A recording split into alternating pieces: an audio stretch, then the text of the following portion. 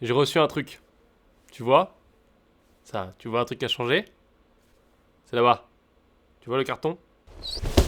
Tu vois que c'est un petit peu gros, donc on va l'ouvrir sur la table.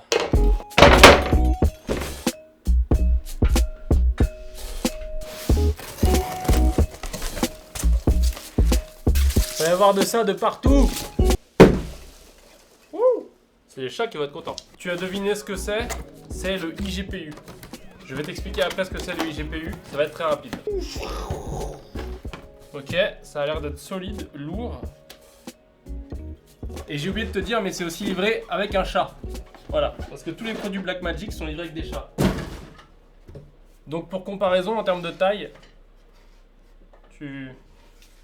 voilà. Ça fait la taille d'un chat.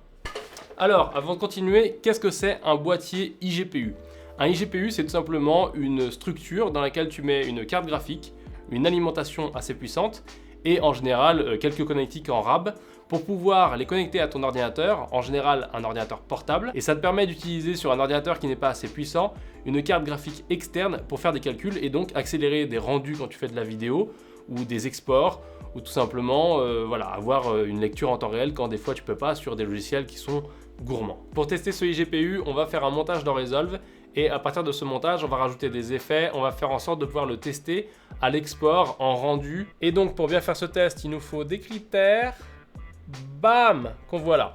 Donc premier truc, je vais prendre un rush qui est dans un codec H264. Comme tu le sais si tu suis un petit peu la chaîne, c'est le codec très difficile à décoder, ça demande beaucoup de puissance à ton ordinateur. Donc, premier truc, on va prendre un rush H264. Deuxième chose, on va appliquer des effets OFX parce qu'il y en a certains qui demandent le GPU et qui ne calculent qu'avec le GPU, ou du moins qui utilisent en ressource principale le GPU. Donc ça veut dire qu'on va forcément utiliser ce GPU qui est le iGPU. On va faire de l'étalonnage, donc ça veut dire qu'on va étalonner, on va rajouter un effet et on va faire ça sur du codec H264. Et après, on va faire un export et on va faire d'autres petits tests pour voir s'il y a une différence entre avec le GPU et sans le GPU. Le iGPU est sur mon bureau, je ne l'ai pas branché. Il n'est pas branché à l'ordinateur parce que d'abord, je veux tester et comme je veux être sûr qu'il n'est pas pris en compte et après pris en compte, je le débranche carrément. Donc, je l'ai testé, il marche très très bien en termes de connectivité. Le Mac le reconnaît tout de suite et tu le sais parce que c'est plug and play. Quand tu le branches, tu as un petit icône qui apparaît en haut dans la barre. Et là, ça te dit que tu as tout simplement un iGPU branché. Tu peux aussi confirmer ça en allant lire dans tout simplement le rapport système. Et dans Thunderbolt, tu vois que tu as bien un GPU qui est détecté. Maintenant, on va passer au test. Et il faut que tu saches une chose très très importante. C'est pas un test exhaustif. Il faut que tu en vois d'autres. Il y a des gens qui sont hyper spécialisés là-dedans, qui font des bien meilleurs tests que le mien. Moi, je veux juste te montrer quelques différences, notamment en faisant play sur une timeline qui a beaucoup de choses en termes d'effets et autres. Et après, en faisant un export de cette timeline pour te montrer lequel est le plus rapide, soit le simple GPU uniquement de mon iMac, soit les doubles GPU, donc en prenant l'iMac et l'iGPU, donc le GPU externe. Ça fait beaucoup de fois GPU. Dans DaVinci Resolve, j'ai une timeline avec des rushs qui sont en H264, c'est de la GoPro. Et donc si on va dans Color, on peut voir que là j'ai plusieurs choses. Donc je te montre le rush d'origine. Ça c'est le rush d'origine. Et ça c'est le rush avec les 4 nodes ici traités. Donc ici, on a tout simplement des light rays. Ici, on a du film damage qui fait donc cet effet un petit peu voilà, pellicule. Et ici, on a le lens distortion qui va permettre de supprimer la courbe de la GoPro.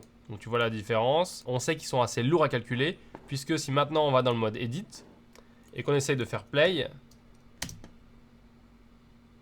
là tu vois qu'on arrive ici, même si on ne peut pas toujours s'y fier, on est à peine à 25 images par seconde et c'est pas fluide. Tu vois que l'image ici elle est pas fluide et ça va pas du tout. Si maintenant on ferme DaVinci, on connecte le iGPU et on fait les réglages, on regarde la différence. On voit que là ça met un peu de temps à démarrer, bon c'est un peu lourd, mais après on est en lecture en temps réel, sans souci. Tu vois que la différence elle est majeure puisque avant on était à entre 6, 9, 10 frames donc de lecture en temps réel, même si le compteur, j'ai remarqué que le iGPU il n'était pas bien fiable. Mais quoi qu'il en soit, là on avait de la lecture en temps réel, alors qu'avant on n'en avait pas, sur une timeline qui est courte certes, mais qui est en H264, donc qui demande beaucoup de décodage à l'ordinateur, et qui est surtout chargée d'effets qui sont très demandants pour le GPU. Donc là j'utilise les deux GPU pour faire de la lecture en temps réel. Maintenant, on va voir pour faire de l'export, quelle est la différence entre deux exports. Un fait avec juste la carte graphique de l'ordinateur, qui est une très bonne carte graphique, et un avec les deux cartes graphiques. On est à 1 minute 48 pour sortir une timeline de 1 minute. Avec le iGPU, donc avec les deux cartes graphiques, on est à 1 minute 02 pour sortir la même timeline. Ensuite, même test, donc une timeline qui fait 15 secondes 17. Elle prend 51 secondes à sortir. Et avec les deux cartes graphiques, elle prend 27 secondes. Alors c'est tout pour ce test du GPU Blackmagic. Je vais y arriver. Voilà, c'est tout pour ce test. C'est pas un test en profondeur, je le sais. Et les puristes PC et les puristes Mac, ne vous battez pas en commentaire, ça ne sert strictement à rien. Le iGPU n'est pas la seule solution de manière générale. Tu peux changer d'ordinateur, évoluer d'ordinateur. Tu peux avoir un PC plutôt qu'un Mac, tu peux faire un Macintosh, tu peux faire ce que tu veux. Surtout, ce qu'il faut que tu fasses, c'est que tu fasses une machine qui fonctionne pour faire tes projets. Que tu sois un professionnel, un amateur, que tu veuilles faire tes vidéos de vacances, quoi que ce soit, tu le sais et je le prône et je le dis tout le temps, il faut que tu fasses le mieux pour que tu puisses faire tes projets. Pas le mieux pour gagner, je sais pas, 10 € sur un câble, pas... Non, il faut que tu fasses le mieux pour pouvoir faire tes projets, parce que ce qui va te faire kiffer, c'est faire tes projets. C'est pas de dire, ah maintenant j'ai passé 5 ans à monter mon Macintosh, ou ah maintenant je suis sur Mac parce que je voulais que ça aille plus vite alors que j'aime pas les Mac. Fais pas un truc qui est stupide. Voilà. Pour ce qui est du GPU et de l'iGPU, ce truc-là, il est très très bien. Franchement, j'avais testé avant. Lui, il est plug and play. J'ai branché mon Mac, ça marche direct. Pour ce qui est de moi en tant que technicien informatique, qu'est-ce que vaut ce iGPU et faire des tonnes de tests, malheureusement, je n'ai pas le temps de le faire et je n'ai pas les compétences. C'est-à-dire que je n'ai pas voilà, tous ces trucs de benchmark, de calcul, etc. Moi, ce que je vois, c'est, ok, et c'est la manière dont je teste tout le matériel que j'utilise, c'est quelle est mon utilisation. Mon utilisation, c'est A, B, C, D. Ok, je prends ce matos, j'essaie de faire A, c'est mieux, c'est pas mieux. Ok, je note comme ça. J'essaie de faire B, c'est mieux, c'est pas mieux. J'essaie de faire C, c'est mieux, c'est pas mieux. Et selon si il a une bonne note dans ma notation de ce que j'ai besoin de faire, de mon besoin, pas de ce que j'extrapole comme étant mon besoin, à ce moment-là, je choisis si oui ou non je garde le matos. Je choisis. Donc ce test n'était pas fait en profondeur. L'idée, c'était de te faire découvrir la technologie et de te faire surtout voir qu'il y a quand même une différence. Maintenant, il y a une différence, mais pas dans toutes les situations. Et il y a une différence surtout, j'ai testé que sur DaVinci, j'ai vu que sur des plans qui n'utilisaient pas le GPU, ça faisait pas de différence. Mais c'est normal parce que, tout simplement, quand tu ne demandes pas beaucoup au GPU, ton GPU externe, il va pas beaucoup travailler. Donc ça me paraît logique. Maintenant, il y a d'autres vidéos sur Internet que tu peux trouver, que je vais te mettre en lien en dessous. Certaines sont en anglais, où ce iGPU qui est tout neuf a été plus ou moins testé. Et il y en a qui vont sortir. Donc si tu veux acheter ça ou un autre, je t'encourage vraiment à analyser le marché avant. Et de manière générale, n'oublie pas une chose. Certes, ce iGPU, il est ce qu'on appelle plug and play. Donc tu le prends, tu le branches au courant, tu le branches sur ton ordi, ça marche nickel. Tu fais le petit réglage dans DaVinci Resolve, ça marche nickel. Et du coup, à ce moment-là, tu as un GPU qui marche. Tu as un iGPU externe qui marche, il n'y a pas de souci. Tu n'as pas besoin d'installer des logiciels, tester des trucs, passer des heures sur des forums. Ça fonctionne. Maintenant, comme les Mac où tout est soudé à l'intérieur, tu ne peux pas changer la carte graphique à l'intérieur. Donc ça veut dire que dans 3 ans, dans 2 ans, il est obsolète, ou en tout cas, il ne va plus être aussi intéressant et performant parce que les caméras vont avoir évolué, parce que ci, parce que là. Donc tu peux aussi opter pour un boîtier iGPU, et tu mets la carte graphique que tu veux dedans. C'est aussi très pratique. Moi, j'ai testé ça avec High Sierra quand c'est sorti et j'ai pas été satisfait. J'ai tout renvoyé automatiquement. Il y en avait pour 600 balles, donc c'était quasiment le même prix.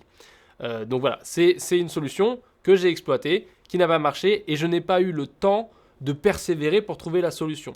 Donc c'est très important que tu comprennes ça. C'est que moi, mon objectif, c'est de créer. Et si je veux faire les formations, les vidéos YouTube, les vidéos de mes clients, etc., et être opérationnel à chaque instant, je n'ai pas le temps de faire de la réinstallation d'ordinateur, de la recherche, etc., etc. Et il y a des gens qui ont des très bonnes expériences dans le monde avec leur machine informatique, quelle qu'elle soit, et on n'a pas tous les mêmes expériences.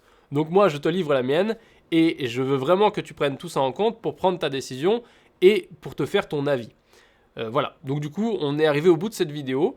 Et je suis très content de l'avoir fait. Je remercie Blackmagic de m'avoir prêté du matos parce que quand même c'est plutôt sympa. Et sinon, j'ai presque failli oublier, pour tous ceux qui ont la formation DaVinci Resolve sur mon site, sur Maximus University, vous allez avoir une petite leçon pour tout ce qui est justement optimisation avec le iGPU, comment faire les réglages dans les préférences de DaVinci Resolve, comment faire les meilleurs réglages, comment faire les réglages si tu travailles avec des rushs de RAID, Et bien entendu, ça marche pas que si tu as le iGPU de DaVinci Resolve et de Blackmagic et de Apple. Ça marche aussi si tu as tout simplement un PC ou un Linux ou n'importe quoi avec 2 cartes graphiques. L'idée, c'est vraiment de parler et de te montrer les réglages pour faire l'optimisation pour les cartes graphiques. Voilà, je le fais tout simplement pas dans cette vidéo parce que c'est très peu intéressant. C'est vraiment genre 4 réglages, c'est de la technique. Donc voilà, si ça t'intéresse, tu peux prendre la formation. Tu vas apprendre bien plus de choses que c'est juste ces réglages-là. Et sinon, eh ben écoute, voilà, cette vidéo est finie. Donc je te remercie de l'avoir regardée. N'hésite pas à mettre ton avis en commentaire. On garde la haine chacun dans sa poche. Et je te dis à plus dans la prochaine vidéo.